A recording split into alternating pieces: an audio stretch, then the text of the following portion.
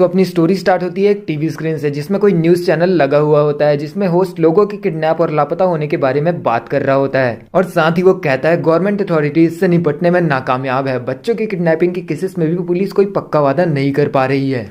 गायब होने से जुड़ी ऑर्गन ट्रैफिकिंग की अफवाहें। ये कितना डरावना है कि ऑर्गन ट्रैफिकिंग अब चाइना से कोरिया में आ रही है। लगता है कोई किडनैप भी हो जाता है तो पुलिस बहुत धीरे काम करती है। अब इतनी बड़ी पॉपुलेशन में हर किसी पर तो ध्यान नहीं रखा जा सकता, मैं समझ सकता हूँ, लेकिन क्या आजकल अजीब सी अफवाहें नहीं फैल रही है? क्या ऊपर वाले सारे कमेंट्स अफवाहें नहीं है? एक ही आस पड़ोस में 4 लड़कियां एक साल में, वो मेरी पड़ोस वाली अफवाह जिसके बारे में क्लास में हर कोई बात कर रहा है। टीवी पर न्यूज रिपोर्टर कहता है तो तुम कह रहे हो कि ये सब किडनैपिंग पैसों के लिए नहीं है। दूसरा रिपोर्टर बोलता है हाँ बिल्कुल, किडनैपिंग के मामलों में किसी न किसी तरह की डिमांड होती है, लेकिन इस केसेस में ऐसा कुछ देखने को नहीं मिला है। अगर किडनैपिंग पैसों के लिए हुई होती तो मुजरिम ने बच्चों को निशाना बनाया होता, क्योंकि उन्हें किडनैप करना ज्यादा आसान है। टीवी अब बंद हो गया। रूम में बैठी हुई जिस लेडी ने टीवी बंद किया वो बोलती है चलो अब काफी आराम कर लिया, अब टीवी देखना बंद करके वापस पढ़ाई करते हैं। अपना मेन कैरेक्टर जिसका नेम जिन था कोई रिस्पॉन्स नहीं करता। फिर उसके पापा आकर उसकी टपली बजाते हुए बोलते हैं अरे बेटा, जब तुम्हारी टीचर तुमसे कुछ बोल रही है तो तुम्हें कम से कम जवाब तो देना चाहिए। फिर जिन बोलता है हाँ ठीक है। टीचर उसके पापा को देखकर उनसे पूछती है कि वो कहाँ जा रहे हैं। जिन के पापा बोलते हैं कि मेरी एक छोटी सी बिजनेस ट्रिप है फिलीपींस में, तो प्लीज आज के लिए जिन का ख्याल रखना और मेरी तरफ से तुम्हें पूरी आजादी है कि तुम इसे डांट सको अगर ये तुम्हारी बात ना सुने। जिन की टीचर हंसते हुए बोलती है अरे जिन तो बहुत अच्छा लड़का है, मुझे नहीं लगता इसकी कोई जरूरत है। फिर जिन के पापा बोलते हैं अच्छा तो ठीक है, मैं फिर चलता हूँ। फिर वो अपना सूटकेस लेकर जाने लगते हैं। वो गेट के पास पहुंचकर जिन से बोलते हैं जिन, अपने टीचर की बात सुनना और अच्छे से पढ़ाई करना, ठीक है? जिन बोलता है ठीक है डैड, और वो चले जाते हैं। जिन की टीचर उसकी तरफ देखकर बोलती है तो चलो फिर से पढ़ाई स्टार्ट करते हैं। फिर जब वो लोग पढ़ाई कर रहे होते हैं फिर जिन की टीचर उससे कहती है वैसे लगता है तुम्हारे डैड अक्सर बिजनेस ट्रिप पर जाते हैं, जिसका जिन रिप्लाई करता है हाँ कभी कभी। टीचर बोलती है तो आज हम लोग अच्छे से साथ में क्वालिटी क्लास टाइम बिता सकते हैं। फिर जिन कहता है हाँ शायद। फिर थोड़ी देर के लिए तो वो कुछ नहीं बोलती और बस उस रूम को देखती है। फिर वो जिन से बोलती है ये जगह कितने की होगी? ये काफी अच्छी है। जिन रिप्लाई करते हुए बोलता है कि शायद काफी महंगी। फिर उसकी टीचर पूछती है तुम्हारी मॉम 15 साल पहले खत्म हो गई थी ना, तुम्हारे डैड की एज क्या होगी? जिन एक पल के लिए तो फ्रीज हो जाता है। फिर बोलता है देखो मैम। टीचर बोलती है हाँ। जिन बोलता है पिछले साल 16 जनवरी, 25 अप्रैल, 8 दिसंबर। जिन की टीचर को कुछ समझ नहीं आ रहा था कि वो क्या बातें कर रहा है, वो कंफ्यूजन के साथ उसे देख रही थी। जिन आगे बोलता है आपको पता है ये कौन सी डेट्स हैं? फिर टीचर कहती है ये क्या है? जिन थोड़ा रुक कर बोलता है कि ये वो दिन है जब मेरे डैड बिजनेस ट्रिप्स में गए थे। टीचर रिलीफ के साथ बोलती है अच्छा ऐसा है तो क्या हुआ? लेकिन जिन रिप्लाई नहीं करता, वो हल्की सी सांस छोड़ता है। फिर फाइनली बोलता है मैम मुझे थोड़ी देर के लिए बाथरूम जाना है। टीचर कहती है हाँ जाओ, जल्दी आना, हमें अभी पढ़ाई करने के लिए और बहुत बाकी है। फिर जिन ठीक है कहकर बाथरूम की तरफ चला जाता है और गेट ओपन करता है और टॉयलेट सीट के पास जाता है। वहाँ टॉयलेट सीट के ऊपर दीवार पर एक पेंटिंग टंगी होती है। वो उसे पकड़ता है और निकालते हुए साइड में रख देता है। उस पेंटिंग के पीछे एक खाली स्पेस होता है जिसमें एक अजीब से दिखने वाला बड़ा सा हैमर रखा था। जिन उसे पकड़कर निकाल रहा था लेकिन वो उसके हाथ से फिसल जाता है और नीचे गिर जाता है, जिससे थड़ करके आवाज आती है। आवाज सुनकर उसकी टीचर बाहर से पूछती है कि ये क्या आवाज थी? जिन कहता है कुछ तो नहीं। फिर नेक्स्ट सीन में हमें कैलेंडर दिखाया जाता है। जिन सोच रहा होता है 16 जनवरी, 25 अप्रैल, 8 दिसंबर, ये वो दिन है जब मेरे डैड बिजनेस ट्रिप में गए थे। फिर यार हमें अगले सीन में खून बहते हुए दिखता है, बहुत सारा खून। हमें एक हाथ दिखाई देता है जिसकी उंगलियां अभी भी हिल रही थी। और भाई जिन ने अपने टीचर को जान से मार दिया होता है। वो आगे सोचता है और ये वो भी दिन है जब यहाँ आस पड़ोस में कोई लापता हुआ था। जिन बाथरूम में जाके हैमर को वापस उस जगह पर रख देता है और पेंटिंग को भी वापस लगा देता है। वो पेंटिंग में लगे हुए खून को कपड़े से साफ कर देता है। नेक्स्ट सीन में हमें किसी का पीओवी दिखाया जाता है। एक आदमी दिखता है लेकिन उसका चेहरा विजिबल नहीं था। वो इस पीओवी वाले पर्सन की शर्ट को पकड़ा होता है और फिर अचानक छोड़ देता है। ये पर्सन बहुत ही ऊंची बिल्डिंग के टॉप से नीचे गिरने लगता है। ये पर्सन अपना मेन कैरेक्टर जिन था जो लगातार नीचे गिर रहा था, बट फिर तभी उसकी नींद खुल जाती है। वो बेड पर होता है और डर से हाँफ रहा होता है। वो अपने आसपास देखता है और आराम की सांस लेते हुए बोलता है फिर से वही सपना। अगले सीन में हमें दिखाया जाता है कि जिन बैग लेकर स्कूल जा रहा था, तभी चलते चलते उसकी नजर एक खंभे पर पड़ती है जिसमें कोई इंग्लिश और मैथ्स पढ़ाने के लिए एक टीचर की रिक्वायरमेंट की ऐड कर रहा होता है। अब पता नहीं क्यों पर जिन एक पल के लिए तो अपने टीचर को याद करता है जिसे उसने मारा था। फिर वो अपने आसपास मुड़ के देखता है कि कहीं कोई देख तो नहीं रहा। फिर वो उस पैम्पलेट को पकड़कर वहां से फाड़ देता है। नेक्स्ट सीन में हमें एक बस स्टॉप दिखता है जहाँ जीन के पापा फोन में बिजी होते हैं, लेकिन फिर उनका ध्यान सामने आ रही आवाज पर जाता है। एक लड़का और एक बुढ़ा आदमी झगड़ा कर रहे थे। वो आदमी बोलता है, तुम साले आजकल के लड़कों में तमीज नाम की चीज नहीं है। तो वो लड़का बोलता है, ओ फक यू, तू बड़ा है तो खुद को कहीं का राजा समझता है। वो आदमी कहता है, तुम्हारी हिम्मत कैसे हुई। वो लड़का फिर कहता है, बड़ा इसका मतलब ये नहीं कि तुम चीजों में अपनी टांग अड़ाओगे, तो अपने काम से काम रखो दादा। फिर जीन के डैड उसके पास जाकर समझाने की कोशिश करते हैं, ये बोल के कि पब्लिक प्लेस है, यहाँ ये सब मत करो। वो लड़का बोलता है, अबे तू कौन है। फिर जीन के डैड बोलते हैं, अगर उन्होंने लाइन तोड़ी भी है तब भी तुम्हारे जैसे जवान लड़के को उनसे ऐसे बात नहीं करनी चाहिए। तुम भी किसी न किसी दिन बुढ़े होगे, है ना। फिर ये सुनकर वो बुढ़ा आदमी फिर उस लड़के से बोलने लग जाता है, हाँ वही तो, तुम साले बदतमीज, तुम्हारे माँ बाप नहीं है क्या। ये सुन के उस लड़के को और गुस्सा आ जाता है और वो आगे बढ़ते हुए बोलता है, तू बुढ़े आदमी, तू जानता ही क्या है, मैं तुझे अभी मजा चखाता हूँ। लेकिन तभी जीन के डैड उसे रोकने के लिए बीच में आ जाते हैं और उसे शांत करने की कोशिश करते हैं, लेकिन वो लड़का उनकी एक नहीं सुनता और जीन के डैड को एक जोर का पंच मार देता है। नेक्स्ट सीन में हम देखते हैं कि आपस में दो लोग बात कर रहे थे। क्या तुमने वो स्टोरी सुनी? कौन सी? वो जो आजकल न्यूज में है, वो लापता लड़की के बारे में। सुनने में आया है कि वो हमारे ही आस पड़ोस से गायब हो गई। क्लास में सबको ये मैसेज आया था पहले ही। क्या सच में? मुझे भी ये मैसेज मिला था। जिन स्कूल पहुंच गया था वो भी वहीं से गुजरते हुए उनकी बातें सुन के उनकी तरफ साइड ऐसे देख रहा था। मतलब ये सच है। वो अपने फोन में उसी मैसेज को देखते हुए कहती है, ये तो डरावना है। जिन उनके बगल से जाते हुए सोचता है कि मुझे एक अभी नहीं मिला, मतलब वो मैसेज। फिर वो शोर सुन के आगे देखता है कि वहाँ मैनी किम नेम का लड़का दो लड़कियों की शोल्डर पर टिक कर बोल रहा था, ओए ओए चिंता मत करो, यहाँ बहुत सारी लेडीज है, यहाँ तो हजारों लड़की है, उसमें से तुम दोनों के साथ कुछ होने के कितने चांसेस हैं। और वो भी ऐसा मुंह लेकर। वो लड़कियां गुस्सा करती हुई बोलती है, ये क्या बकवास है। और लड़का हे करते हुए हंस रहा था। पीछे खड़ा उसका दोस्त बोलता है, हाँ सही बात है, जो भी लड़कियां लापता हुई है उनकी फोटोज इंटरनेट में हर जगह है। वो सब बहुत ही प्रिटी थी। मैं शर्त लगा सकता हूँ उस इंसान ने उन्हें मारने से पहले उनके साथ बहुत मजे किए होंगे। लेकिन उनके पीछे खड़ा एक चश्मिश बंदा इस बात से एग्री नहीं करता। वो बोलता है कि मुझे ऐसा नहीं लगता। न्यूज पर वो कह रहे थे कि उन्हें रेप के कोई साइंस नहीं मिले। उसकी बात पूरी होने से पहले ही दूसरा लड़का उसके पेट में लात मार देता है और बोलता है, फक यू, मैंने अगर कहा तो ये हुआ है तो मतलब ये हुआ है, मुझे तुम्हारी टांग बीच में नहीं चाहिए। ऐसे बनते जैसे तुम्हें सब कुछ पता है। वो चश्मिश लड़का माफी मांगता है। फिर वो दोनों हंसते हुए वहां से जाने लगते हैं। जिन साइड में खड़ा हो जाता है और उन्हें जाते हुए देखता है, बट पीछे वाले लड़कों को ये चीज पसंद नहीं आती और वो जिन को धमकी देते हुए बोलता है, ऐसे क्या देख रहा है लूजर, तुम्हें भी मार मार के तुम्हारा ये एटीट्यूड बाहर निकालूं। जिन घबरा कर अपना सर नीचे झुका लेता है। वो चश्मिश उसके पीछे से आते हुए जिन के सर पर एक राप्टा मारते हुए बोलता है, तुम तो बच कर ही रहना, fucking glass I emo freak. उसके सामने वाला लड़का बोलता है, अरे अरे अब उसके सर पे ज्यादा जोर से भी मत मार देना, कहीं उसकी आंखें बाहर ना आ जाएं। वो चश्मिश बोलता है, हाँ सही है। और वो सब हंसते हुए वहां से चले जाते हैं। जिन कुछ भी रिएक्ट नहीं करता। उनके पीछे से आते हुए वो दो लड़कियां हंसते हुए बोलती है कि अब वो लोग चले गए, तुम अपना सर उठा सकते हो। और ऐसे बोलकर उसका मजाक बनाते हुए वो लोग भी वहां से जाने लगते हैं। जिन सोचता है, इसमें कोई सरप्राइज नहीं है कि मुझे कोई मैसेज नहीं मिला, मैं प्रैक्टिकली इनविजिबल हूँ इस स्कूल में।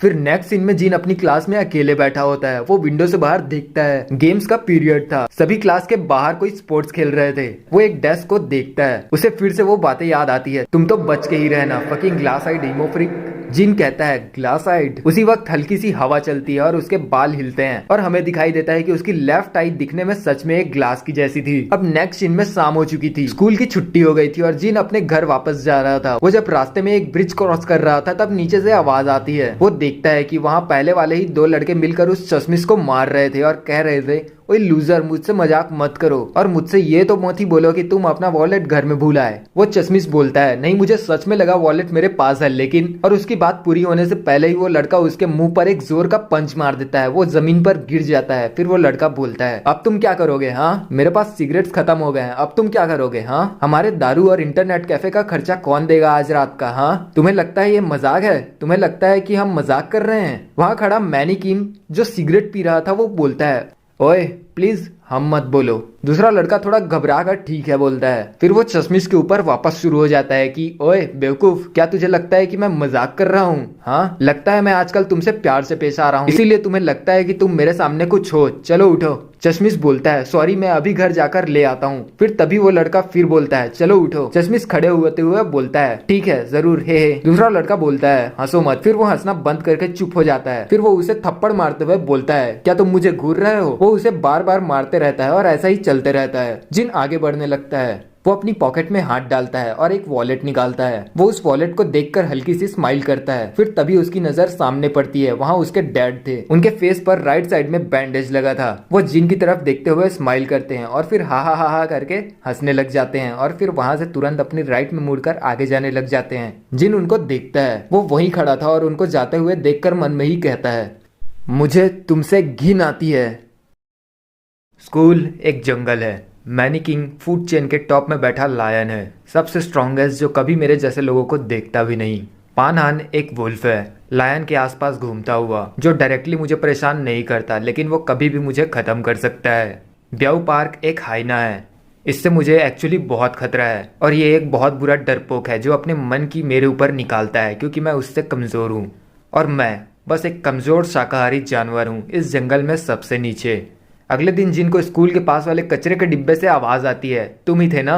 जिन देखता है वहाँ से ब्याऊ पार्क निकलता है जो उसे गुस्से से देख रहा था और जिन घबराता है। वो बोलता है, क्या? ब्याऊ पार्क बोलता है, मैं जितना इसके बारे में सोचता हूँ कुछ तो गड़बड़ है। तुम हमेशा गेम्स के पीरियड में क्लास में ही रुक जाते हो, ये बोल के कि तुम्हारी तबीयत ठीक नहीं है। नेक्स्ट सीन में हमें कोई स्कूल की तरफ चलकर आते हुए दिखाई देती है। वो एक लड़की थी जो स्कूल को देखकर कहती है, ओह ये रहा। अब बैक टू जिन। ब्याऊ पार्क उसके पेट में बहुत जोर से लात मार देता है और बोलता है, तुमने ही मेरा वॉलेट लिया था है ना, तुम साले ग्लास आइड फ्रीक। जिन कहता है, मुझे नहीं पता तुम किस बारे में बात कर रहे हो, लेकिन उसकी बात पूरी होने से पहले ही ब्याऊ पार्क फिर से धक्का देकर दीवार पर पटक देता है। जिन मना करने की कोशिश करता है बट ब्याऊ पार्क कहता है, मुझे पता है वो तू ही था साले, और उसे खींचकर जमीन पर पटक देता है और उसे ग्लास आइड बोलकर उसके सीने पर जोर से लात मारता है जिससे उसके मुंह से खून आने लगा था। ब्याऊ पार्क उसे बार बार मारते हुए बोलता है, ये तुम्हारा तरीका है ना मेरे से मजाक बनाने का, क्योंकि तुम्हें लगा कि मैं मैनी किम का चमचा हूँ। जिन को अब बहुत ही ज्यादा दर्द हो रहा था। वो बोलने की कोशिश करता है कि ये डेंजरस है, लेकिन ब्याऊ पार्क उसकी एक नहीं सुनता और उसे लगातार मारता है। जिन की हालत बहुत खराब हो चुकी थी। वो आंखें खोलता है और सामने देखता है कि वहां से कोई लड़की आ रही थी। वो उनकी तरफ देखकर बोलती है, बंद करो, ये तुम क्या कर रहे हो? ब्याऊ पार्क कहता है, तुम कौन हो? बट जिन अब होश खो देता है। नेक्स्ट सीन में हमें एक हॉस्पिटल दिखाई देता है। जिन फाइनली होश में आता है। वो अपने आसपास देखता है और फिर बेड से उठने की कोशिश करते हुए कहता है, मैं कहाँ हूँ? कोई कहता है, ओ तो तुम उठ गए, ये तो बहुत ही क्लोज था, आखिर क्या हुआ था? जिन कहता है, क्या? वो आदमी कहता है, तुम्हारे हार्ट की आर्टिफिशियल वॉल्स ने काम करना बंद कर दिया था, तुम तो ऑलमोस्ट मर ही गए थे। जिन घबरा जाता है। वो अचानक याद करता है कि क्या हुआ था और वो कुछ नहीं बोलता। वो आदमी पीछे खड़ी लड़की की तरफ इशारा करते हुए आगे बोलता है, इसने एम्बुलेंस को कॉल करके तुम्हारी जान बचा ली, हमारी नई ट्रांसफर स्टूडेंट से मिलो। वो लड़की बोलती है, हाय मेरा नाम क्यून यून है, लेकिन तुम मुझे अपनी लाइफ सेवियर बुला सकते हो। जिन उसे देखता है। वो बोलती है, मुझे उम्मीद है कि तुम मेरा ये कर्ज चुकाओगे। जिन उसका नेम लेने की कोशिश करते हुए धीरे से कहता है, क्यून यून। तभी एक फोन बजता है। जिन का स्कूल ट्रेनर थोड़ा दूर जाते हुए कॉल रिसीव करता है। क्यून यून जिन के कान में जाकर बोलती है, मैंने इन्हें नहीं बताया कि असल में क्या हुआ था, ये ऐसे ही बेटर है ना? जिन कुछ नहीं बोलता। ट्रेनर की बात खत्म हो जाती है और वो कॉल कट करके जिन से कहता है, तुम्हारे डैड ऑलमोस्ट यहाँ पहुंच ही गए, उनके आने तक मैं यहीं रुकूंगा। बट ये सुन के जिन के होश उड़ जाते हैं। वो बोलता है, आपने क्या कहा? कौन आ रहा है? जिन का ट्रेनर बोलता है, तुम्हारे फादर, उन्होंने कहा वो ऑलमोस्ट पहुंच ही गए। फिर जिन क्यून यून की आंखों में देखकर बोलता है, बाहर निकलो।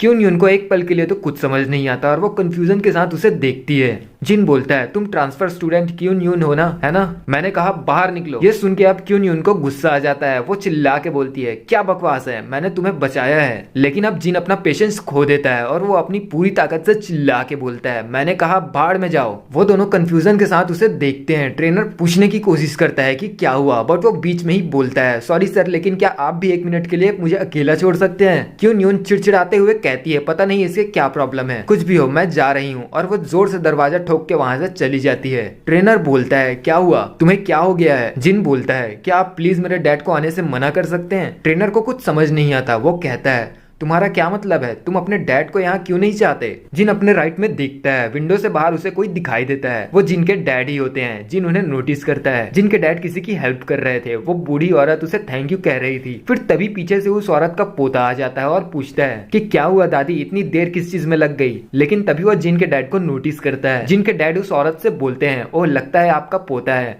अब मुझे चलना चाहिए। वो लड़का बोलता है, ओए तुम कौन हो और तुमने मेरे दादी के साथ क्या किया? दादी बोलती है, नहीं नहीं इसने कुछ भी गलत नहीं किया। बट लड़का बोलता है, अरे दादी मैंने कहा था ना ध्यान रखा करो, आजकल यहाँ पता नहीं कैसे कैसे अजीब लोग घूमते रहते हैं। जिनके डैड बोलते हैं, सॉरी मैं तो बस मदद करना चाहता था। लड़का बोलता है, कुछ भी हो यहाँ से जाओ।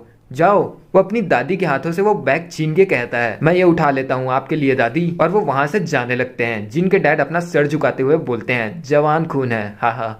विंडो से जिन अभी भी उन्हें देख रहा था। वो याद करता है जब वो अपनी टीचर को मारने जा रहा था। उसकी टीचर शॉक हो जाती है और वो जिन को देखकर बहुत घबरा गई थी। लेकिन जिन को अपने डैड का चेहरा दिखाई देता है जब वो उसे जान से मार देता है। वो विंडो से अपने डैड को देखता हुआ मन में ही कहता है, तुम घिनौने पाखंडी।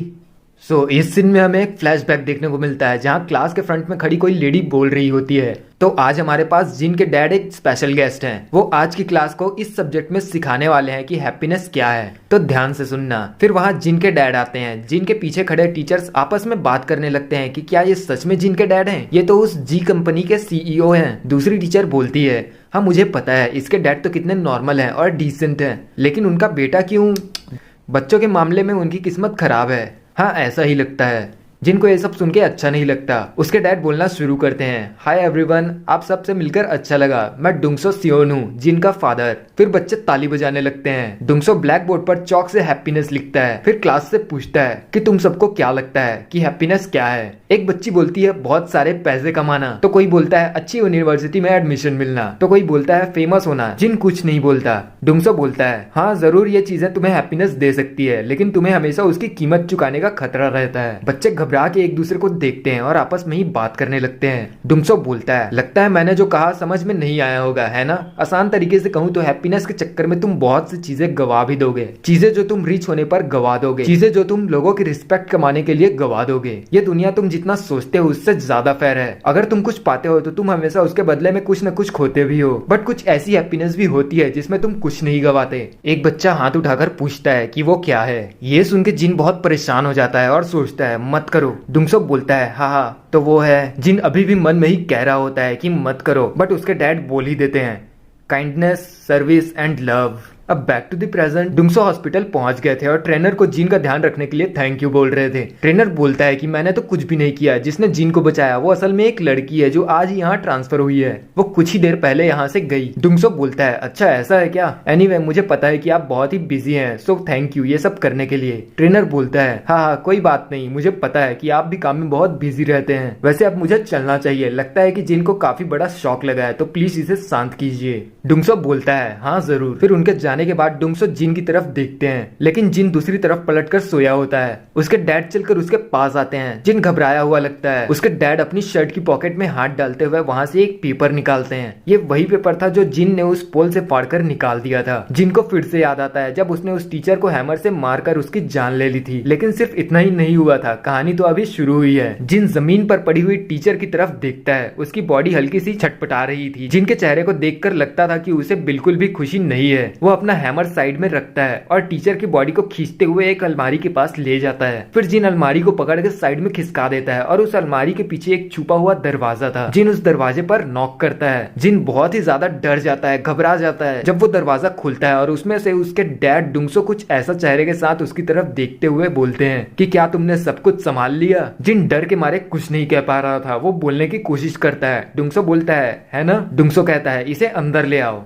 उस कमरे में अंधेरा था और वो जगह अलग अलग औजारों से भरी थी, यहाँ तक कि वहाँ मेडिकल इक्विपमेंट्स भी रखे हुए थे। जिन टीचर की बॉडी को गेट तक खींचकर लाता है और अंदर रखता है। फिर डुंगसो उसे अंदर खींचकर गेट बंद कर देता है और बोलता है, ये सब गंदगी साफ करो। जिन एक पल के लिए तो वहीं खड़ा उस गेट को देखता रहा। फिर वो कांपने लग जाता है और नीचे बैठ जाता है। वो अंदर से टूट चुका था। अब बैक टू दी प्रेजेंट। जिन के डैड डुंगसो उसकी तरफ फटा हुआ पेपर दिखाकर उससे बोलते हैं, मुझे पता है कि ये नहीं हो सकता, लेकिन क्या ये तुमने किया है? जिन बहुत ही डरा हुआ था। वो कुछ भी बोल नहीं पा रहा था। हमें यहाँ एक फ्लैशबैक दिखाया जाता है जिसमें वो अपना सूटकेस लेकर आगे जाते हैं। वो गेट के पास पहुंचकर जिन से बोलते हैं, जिन अपने टीचर की बात सुनना और अच्छे से पढ़ाई करना, ठीक है? जिन बोलता है, ठीक है डैड, और वो चले जाते हैं। बट वो किसी भी लिफ्ट में जाने के बजाय एक कॉर्नर की गेट की तरफ जाते हैं जिसमें वो अपना पासवर्ड डालते हैं। फिर वो गेट खुल जाता है और उसके अंदर जाते हुए पीछे देखते हैं और फिर अंदर जाकर गेट बंद कर देते हैं। जिन सोचता है, मेरा बाप एक मर्डरर है। अब नेक्स्ट सीन में हमें दिखाया जाता है कि इस सीन में जिन अपने पास्ट को याद करके सोच रहा होता है, मुझे सबसे पुरानी चीज जो याद है वो है कि मैं हॉस्पिटल बेड पर पड़ा था।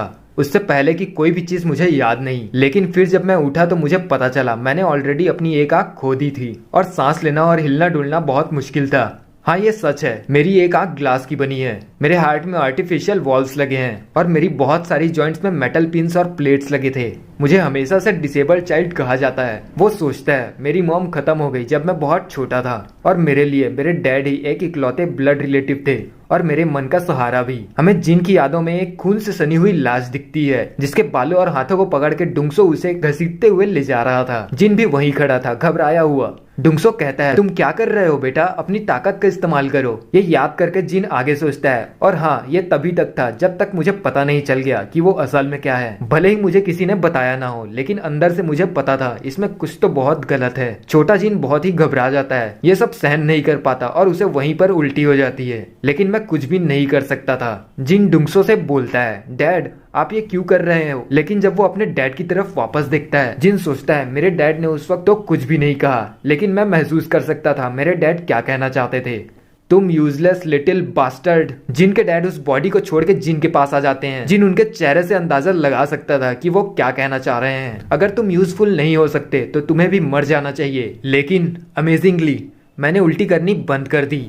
अब बैक टू द प्रेजेंट। जिन दर्द के मारे अपनी थूक गटकता है, वो हिम्मत करके उठता है और बोलता है बिल्कुल नहीं। डुंगसो बोलता है मुझे लगा ही था। फिर कुछ देर बाद डुंगसो बोलता है वैसे क्या आजकल तुम्हारे मन में कोई है। जिन नहीं कह देता है बट डुंगसो नहीं मानता। वो फिर बोलता है कोई तो होगा, चलो भी सच बताओ। फिर जिन कहता है वेल अगर मुझे किसी को चुनना हो तो एक लड़का है मैनी किंग नेम का, मेरी क्लास से। बट तभी जिन के डैड उसके पास जाके एक तमाचा मारते हुए बोलते हैं लड़का नहीं कोई लड़की बताओ। जिन को अचानक उस लड़की की याद आ जाती है, लेकिन वो कहता है कि कोई भी नहीं है। उसके डैड बोलते हैं अच्छा ऐसा है क्या, लेकिन जब मैं यहाँ आ रहा था मैंने एक बहुत ही क्यूट लड़की बगल से जाते हुए देखा। ये सुन के जिनको शौक लग जाता है। डुंगसो उस पेपर को मसलते हुए बोलता है उसने तुम्हारे स्कूल के यूनिफॉर्म पहनी हुई थी। जिन घबरा जाता है।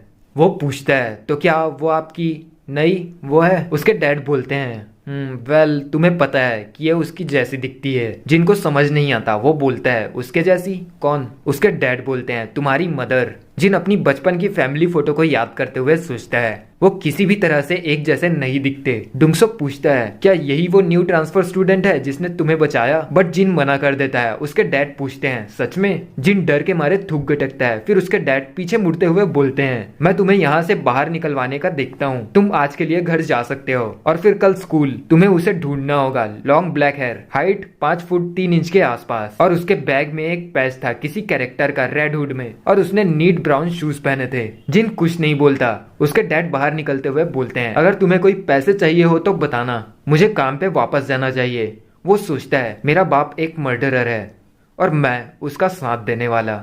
अगले सीन में हमें एक फ्लैशबैक दिखाया जाता है जिसमें हमें किसी के रोने की आवाज सुनाई देती है। वो लड़का छोटा जिन था। वो रोते हुए एक लड़की के पास जाकर बोलता है कि मेरे पापा नहीं मिल रहे हैं। वो लड़की बोलती है अरे नहीं तुम रो मत। वो जिन के सर पर पैट करते हुए बोलती है मैं उन्हें ढूंढने में तुम्हारी मदद करूंगी। वहीं पीछे छुपा हुआ डुंगसो बेचैनी से इंतजार कर रहा था। जिन सोचता है वो लड़की कितनी अच्छे दिल की थी।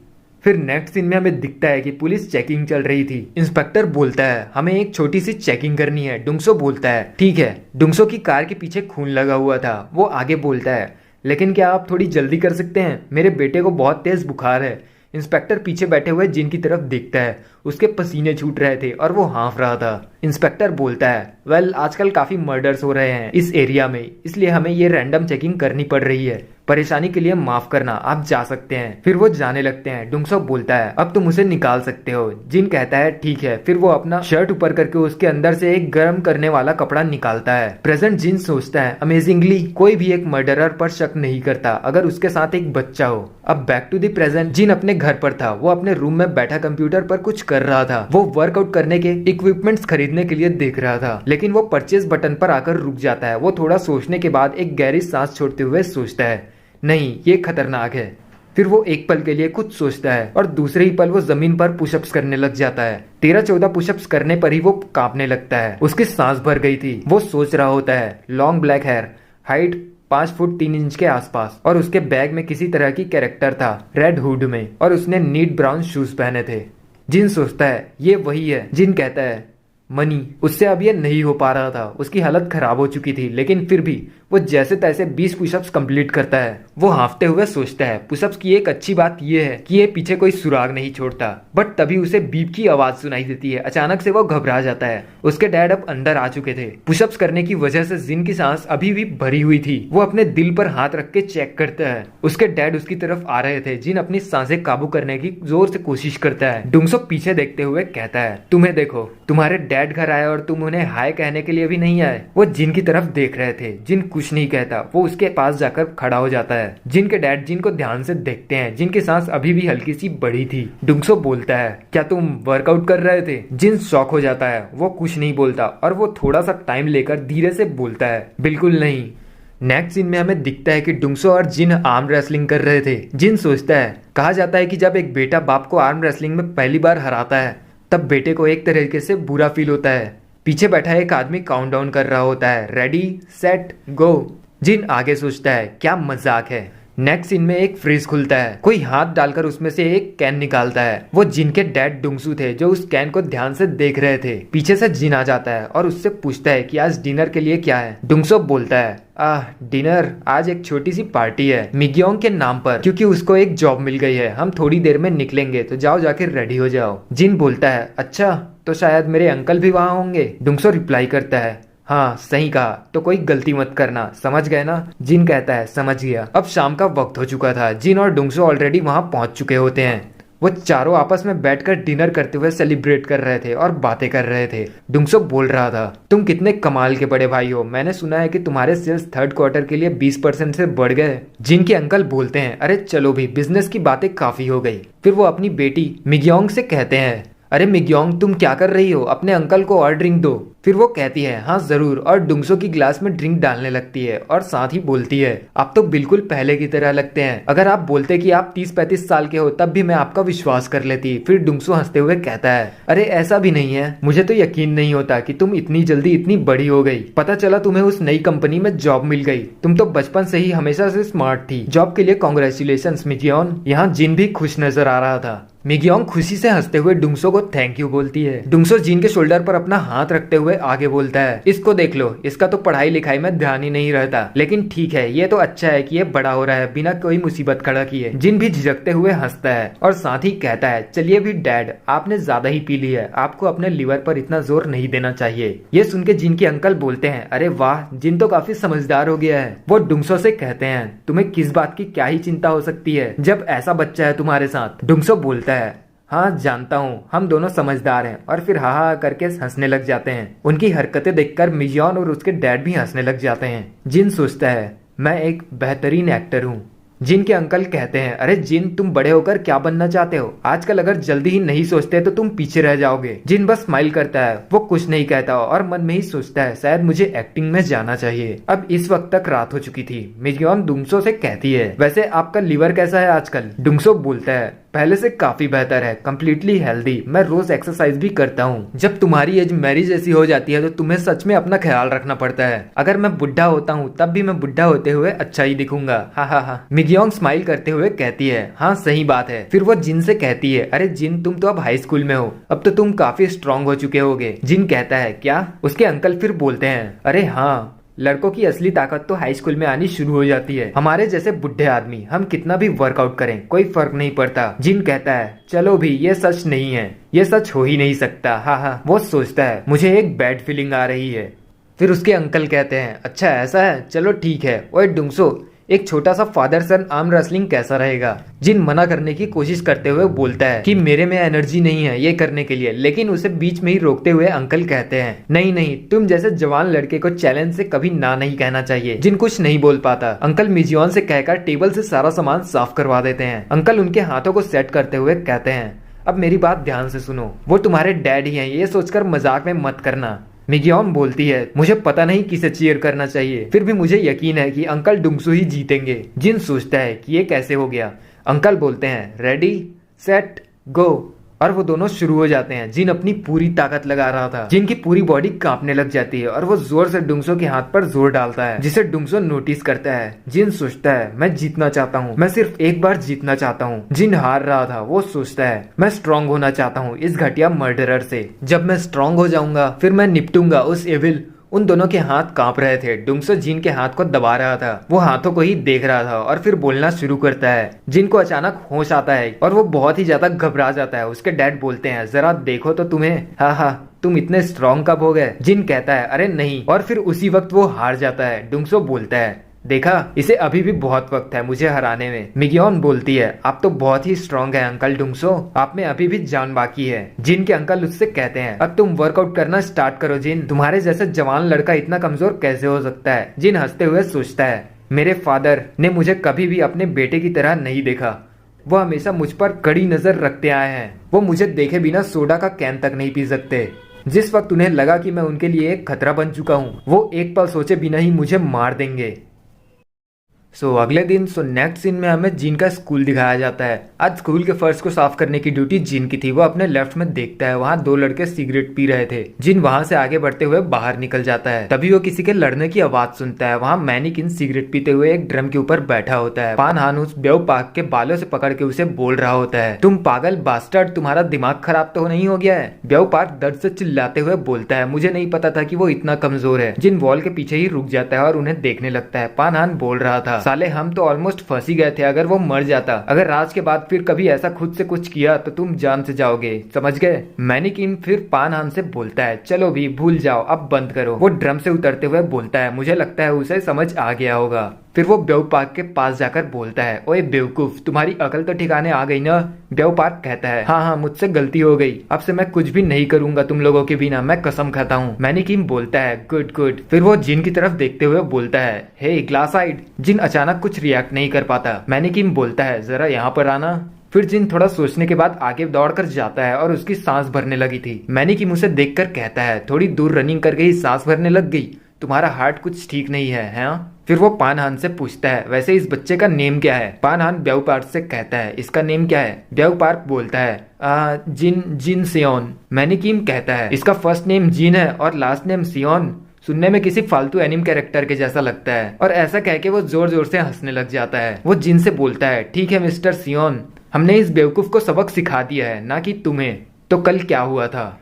जिन एक पल के लिए सोचता है, फिर कंफ्यूजन के साथ बोलता है, कल से को तुम्हारा क्या मतलब है? ये सुन के सभी हैरान हो जाते हैं और मैनिकिन के तो शौक से सिगरेट भी गिर जाता है। वो हंसते हुए कहता है, अच्छा है, ये तो परफेक्ट है, हाँ, तुम इतने बुरे भी नहीं हो। फिर भी चीजों को परफेक्ट वे में करना चाहिए, ये सही नहीं होगा अगर मामले को ऐसे ही खत्म होने दें, है ना? फिर वो बेवपार्क से कहता है, ओए साले, अपने पेट के बल झुक जाओ। बेवपार्क कहता है, क्या? मैनिकिन कहता है, मैंने कहा घुटने के बल झुको और मिस्टर कूल से माफी मांगो। बेवकूफ। बेवपार्क बोलने की कोशिश करता है कि लेकिन रुको मैनी, बट फिर मैनिकिन बोलता है, ओए पान, हमें क्या करना चाहिए? ये बेवकूफ का दिमाग खराब हो गया है। फिर तभी पान हान उसका सर पकड़कर जमीन पर पटक देता है और कहने लगता है, बोलो कि मैंने कल बहुत बुरा किया, मैं माफी मांगना चाहता हूँ, प्लीज मुझे माफ कर दो, मैं ऐसा फिर कभी नहीं करूंगा, बोलो। लेकिन बेवपार्क ये नहीं कहता।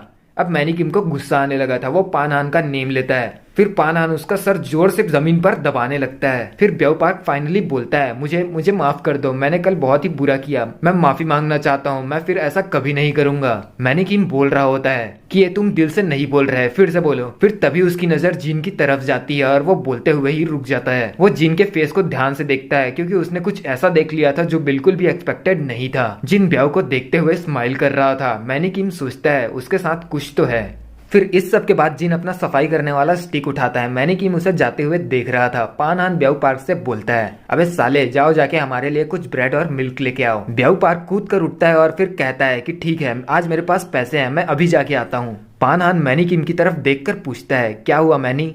मैनिकिन बोलता है, मैं पता नहीं, ये ऑब्वियस लगता है, बट क्या वो ग्लास आई इमोफ्रीक सच में हमसे डरता भी है?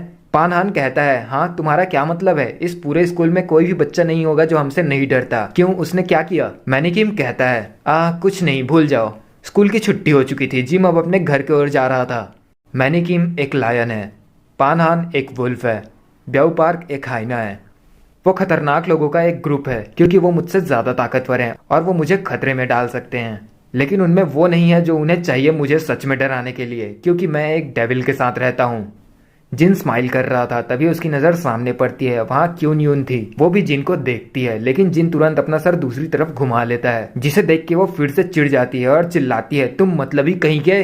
यहाँ पर हमें एक छोटा सा फ्लैशबैक देखने को मिलता है जो कि एक क्यून यून का था। वो एक बोतल में गर्म पानी डाल रही थी, अपना टिफिन रेडी कर रही थी। उसने स्कूल की ड्रेस पहनी हुई थी और वो फाइनली ये सब खत्म करके राहत की सांस लेती है। फिर उसके पीछे से एक बूढ़े आदमी आते हुए बोलते हैं, मॉम मुझे भूख लगी है। क्यून यून कहती है, ठीक है ग्रैंडपा, मैंने आपके लिए टेबल पर खाना रख दिया है, मुझे स्कूल जाना है। ग्रैंडपा बोलते हैं, स्कूल किस लिए? मुझे भूख लगी है मॉम। क्यून यून उन्हें पकड़ कर ले जाते हुए बोलती है, चलिए भी, मैंने कहा ना मैंने खाना रख दिया है टेबल पर, देखिए ये रहा। वो खाना देखकर उसके ग्रैंडपा चिल्लाते हैं कि फिर से दलिया नहीं। उनसे परेशान होकर क्यून यून कहती है, ये कैसे हो सकता है कि आप जितने बूढ़े हो रहे हैं उतने ही बच्चों की तरफ बनते जा रहे हैं ग्रैंडपा। मुझे आपको दलिया ही देना होगा क्योंकि आपके दांत नहीं है। फिर तभी उसे याद आता है, वो अपना बैग लेके भागते हुए कहती है, मैं तो लेट हो गई, आपसे बाद में मिलती हूँ ग्रैंडपा। वो सोचती है आज मेरा नए स्कूल में पहला दिन है। वो बहुत ही परेशान होकर भागते हुए जा रही थी। वो सोचती है नए स्कूल में जाना स्कैरी हो सकता है, लेकिन आसमान कितना सुंदर है तो मुझे बिल्कुल भी डर नहीं लग रहा। शायद लग रहा है। वो सामने देखती है ब्याऊ पार्क जिन को मार रहा था, जिनकी हालत बहुत खराब थी। वो वहाँ दौड़कर आती है और ब्याऊ पार्क को धक्का देते हुए कहती है, रुक जाओ, तुम ये क्या कर रहे हो? ब्याऊ पार्क गिर जाता है और उससे पूछता है, तुम कौन हो? क्यून यून कहती है, मैं ट्रांसफर स्टूडेंट क्यून यून हूँ, मैं बाथरूम ढूंढ रही थी, मुझे जल्दी जल्दी स्कूल आना पड़ा और मुझे पॉटी करने भी नहीं मिला। ब्याऊ पार्क उसे देखते हुए ब्लश करते हुए बोलता है, क्या पॉटी? क्यून यून जिन को चेक करते हुए बोलती है, ऑब्वियसली तुम दोनों दोस्त नहीं हो, लेकिन तुम किसी को इतनी बुरी तरह कैसे मार सकते हो? हाँ हे देखो ये होश में नहीं है। ब्याऊ पार्क शॉक में आके कहता है, क्या? ओए ग्लास आई, अब ज्यादा नाजुक मत बनो, उठ भी जाओ। क्यून यून जिन की चेस्ट में कान लगाकर उसकी हार्ट बीट सुनने की कोशिश करती है। ब्याऊ पार्क भी परेशान था। क्यून यून को एक अजीब सी आवाज सुनाई देती है, जैसे घड़ी की टिक टिक। वो सोचती है ये आवाज कैसी है? अब बैक टू दी प्रेजेंट जिन बता रहा था कि इसे आर्टिफिशियल वॉल्व्स कहते हैं, ये थोड़ा अजीब आवाज करता है। क्यून बोलती है, मुझे पता नहीं क्या बोलना चाहिए, लेकिन फिर भी ग्लास आई वाला क्या मामला है? वो बेवकूफ कल तुम्हें ग्लास आई बोलकर बुला रहा था, है ना? बट जिन कोई रिस्पांस नहीं देता। फिर क्यून बोलती है, हाँ ठीक है, अगर तुम इस बारे में बात नहीं करना चाहते तो। वो दोनों एक बच्चों की पार्क में बैठे थे। जिन कहता है, वैसे आज काफी ठंड है, क्या तुम सच में ये सारा आइसक्रीम खा पाओगी? क्यून बोलती है, तुम कमीने, तुम लकी हो कि मैं तुम्हें इतनी आसानी से जाने दे रही हूँ। तुम्हें लगता है कि तुम मेरा एहसान चुका सकते हो सिर्फ एक आइसक्रीम का टब लेकर? जिन वहां से उठकर चुपचाप भागने की कोशिश कर रहा होता है। वो गुस्से से और जल्दी जल्दी आइसक्रीम खाते हुए बोलती है, रुको, मतलब ये आइसक्रीम का टब ही तुम्हारी लाइफ की कीमत के बराबर है, सस्ते कहीं के। जिन कुछ नहीं बोलता। क्यून यून बोलती है, लेकिन कल वो सब किस लिए था? वो याद करती है कि जिन उसके ऊपर चिल्लाया था। जिन उसकी तरफ देखता है और कुछ पल के लिए तो उसे कुछ भी बोलना नहीं आता, लेकिन फिर बताता है कि उसे लगा कि कल मैंने उसका वॉलेट चुरा लिया, तो ऐसी ही एक गलतफहमी थी। वो लगातार आइसक्रीम खाते हुए ही बोलती है, नहीं मेरा मतलब है हॉस्पिटल में तुमने इतना गुस्सा क्यों आ गया था? मैंने तुम्हारे साथ क्या ही किया? जिन सोच रहा था, काश या तो ये खा लेती या तो ये सिर्फ बात कर लेती। क्यून अभी भी आइसक्रीम खाते हुए ही बोलती है, तुम अपने डैड से नफरत करते हो ना? जिनके एक्सप्रेशंस बहुत चेंज हो जाते हैं। वो आगे बोलती है, तुम्हारे फेस को देखकर लगता है कि मैं सही हूँ। तुम उनसे नफरत करते हो ना, लेकिन फिर भी तुम अपने डैड से कैसे कह सकते हो कि वो तुम्हें देखने हॉस्पिटल ना आए? जिन अभी भी कोई रिस्पॉन्स नहीं देता। क्यून बोलती है, शायद मैं ज्यादा बात कर रही हूँ, लेकिन उन्हें तुम्हारी चिंता हुई होगी जब वो तुमसे मिलने के लिए हॉस्पिटल आ रहे थे। मैं सोचती हूँ क्या वजह होगी जो तुम अपने डैड को मुझसे या टीचर से नहीं मिलवाना चाहते हो। इसी वक्त क्यून को अपने पास्ट की याद आ जाती है, जिसमें उसके डैड कह रहे होते हैं, सॉरी क्यून, लगता है अब मैं तुम्हारा ध्यान रखने के लिए नहीं रहूंगा, भले ही तुम ये सब अभी ना समझ पाओ। क्यून पूछती है, क्यों क्यों पापा, आप कहाँ जा रहे हो? पापा। क्यून अपने डैड की यादों में खोई हुई थी और जिन अपने डैड के खौफ में। दोनों ही कुछ नहीं कह रहे थे। फिर जिन फाइनली कुछ बोलना स्टार्ट करता है कि मुझे बस शर्म आती है अपने डैड को किसी को भी दिखाने में। ये सुन के क्यून अपनी आइसक्रीम वाला चम्मच ड्रॉप कर देती है। जिन आगे बोलता है, वो बहुत अजीब है मेरे डैड। फिर जिन को बीच में ही टोकते हुए क्यून कहती है, तुम बहुत लकी हो। जिन कहता है, क्या? क्यून कहती है, बकवास बंद करो और अपने डैड से अच्छे से पेश आओ जब तक वो तुम्हारे पास हैं, बुद्धू। जिन शॉक होकर उसकी तरफ देखता है। नेक्स्ट सीन में हम देखते हैं कि जिन एक ट्रेन में बैठा हुआ है। वो मन में ही उसकी बातों को याद करके बोल रहा होता है, तुम नहीं जानते तुम कितने लकी हो, तो अपने डैड से अच्छे से पेश आओ जब तक वो तुम्हारे साथ है। मैं ज्यादा ही बात कर रही हूँ, बट उन्हें तुम्हारी चिंता हुई होगी जब वो तुम्हें देखने के लिए हॉस्पिटल आ रहे थे। जिन सोचता है, चिंता? वो याद करता है कि कैसे उसके डैड उससे उस पेपर के बारे में पूछ रहे थे और उसके बाद उसे थप्पड़ भी मारा था। जिन कहता है, वो सही है, वो ज्यादा बात कर रही थी, उस लड़की को तो कुछ भी नहीं पता। कभी कभी सच में यूजलेस नहीं बल्कि नुकसान पहुंचाने वाले पेरेंट्स होते हैं इस दुनिया में। उसे देख के लगता है वो शायद एक अच्छी नॉर्मल फैमिली में पली बड़ी होगी। उसे मेरी फैमिली के बारे में कुछ बताने का क्या ही हक है? उसे कुछ नहीं पता। अब अचानक उसे कुछ रियलाइज होता है। वो सामने देखता है एक बूढ़ा आदमी खड़ा था जो जिन को देख रहा था और फिर कहता है आजकल के बच्चों में तो तमीज नाम की चीज ही नहीं है, बड़ों के लिए रिस्पेक्ट ही नहीं है। जिन उसे देखकर दूसरी तरफ अपना चेहरा घुमा लेता है और सोचता है मेरी बॉडी भी कोई बहुत अच्छी हालत में नहीं है ओल्ड मैन। जस्ट क्योंकि मैं जवान हूँ इसका मतलब ये नहीं कि मैं हेल्दी हूँ। वो आदमी कहता है ये सब एजुकेशन सिस्टम की गलती है, ये तो कुछ सीखते ही नहीं, तो इन्हें कुछ नहीं आता। ये ट्यूशन जाते हैं और अपनी इंग्लिश की वोकैबुलरी को ही पढ़ें, लेकिन इन्हें कुछ नहीं आता। ये साले जवान लोग आजकल के, हमारे जमाने में तो। और जब वो बोल ही रहा होता है तभी कोई उसके गले में अपना हाथ रखता है और वो बोलते हुए रुक जाता है। जिन देखता है वो मैनी किम था। मैनी किम उस ओल्ड मैन से कहता है जवानी का स्वाद चखना चाहोगे ओल्ड मैन? ओल्ड मैन बहुत डर जाता है। मैनी किम आगे बोलता है आप खुद की तमीज पर क्यों नहीं ध्यान देते नेक्स्ट टाइम, इससे पहले कि आप अपना मुंह खोलो, ये एक पब्लिक प्लेस है वैसे भी।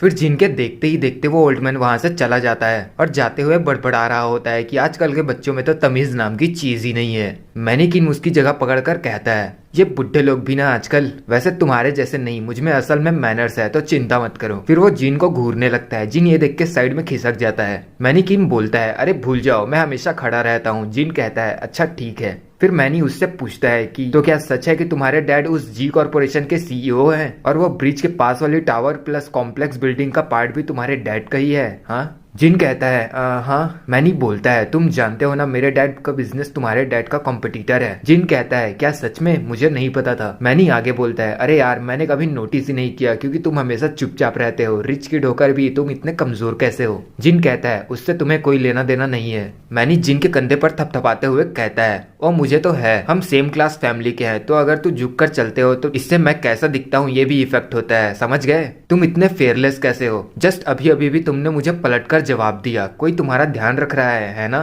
फिर वो कहता है सॉरी मेरा मतलब ये नहीं था, इसे भूल जाओ। इतने नर्वस मत हो, यहाँ हम सिर्फ 2 ही लोग हैं, तुम एक चालाक कमीने हो, है ना? जिन कहता है मैं बस ज्यादा बात नहीं करता। मैनी कहता है देखा तुमने फिर से पलटकर जवाब दिया। वो कहता है हे जिन। जिन कहता है क्या? मैनी बोलता है तुम्हारे पास थोड़ा टाइम है? जिन कंफ्यूज था, उसे समझ नहीं आया कि वो ऐसा क्यों पूछ रहा है। शाम का वक्त था। हमें दिखता है कि मैनी और जिन एक जिम में हैं। जिन एक पंचिंग बैग को पकड़े हुए था जिस पर मैनी अपनी बॉक्सिंग की प्रैक्टिस कर रहा था। वो इतनी जोर जोर से मार रहा था कि जिन की पूरी बॉडी हिल जा रही थी। उसके बाद मैनी बोलता है यार क्या ये जिम आजकल चल नहीं रहा? आजकल यहाँ कोई नहीं आ रहा। जिन कहता है तो तुम्हें वर्कआउट करना पसंद है? मैनी किन बोलता है वेल तुम जानते हो, और वो फिर पानी पीने लग जाता है। बट जिन उसे देखकर सोच रहा था मैनी किन इसकी फैमिली रिच है, इसके अच्छे मार्क्स आते हैं और ये फाइटिंग में भी अच्छा है, ये तुम्हारा टिपिकल इलाइट टाइप है, और फिर भी ये एक बुल्ली है। अब शाम भी ढलने को था। मैनी जमाई लेते हुए जिन से बोलता है मैंने सच में बहुत मेहनत कर ली, मुझे जाके कोई ड्रिंक लेनी चाहिए। जिन कहता है एक ड्रिंक? मैनी बोलता है मैं कुछ देर बाद कुछ लड़कियों से मिलने भी वाला हूँ, थोड़े मजे करने के लिए, क्यों तुम आना चाहोगे? जिन बोलता है नहीं नहीं मैं ठीक हूँ। मैनी पूछता है अच्छा? जिन कहता है हाँ बिल्कुल मैं ठीक हूँ। मैनी जाते हुए कहता है वो काफी रफ वर्कआउट था। एनीवे फिर मिलते हैं। स्कूल में तुम मुझे जानते हो जैसे मत पेश आना, अगर तुम ऐसा करते हो तो मैं तुम्हें मार डालूंगा। जिन उसे जाते हुए देखकर सोचता है कि ये भले ही एक बुल्ली है, लेकिन उसे अपने डैड का चेहरा याद आता है और वो डर के मारे थूक निकलता है और मैनी से बोलता है रुको। मैनी पीछे पलटकर उसे देखता है। जिन उसे बोलता है मुझे सिखाओ, बट मैनी को कुछ समझ नहीं आता और वो जिन से पूछता है क्या? फाइनली जिन कहता है मैं स्ट्रांग बनना चाहता हूँ।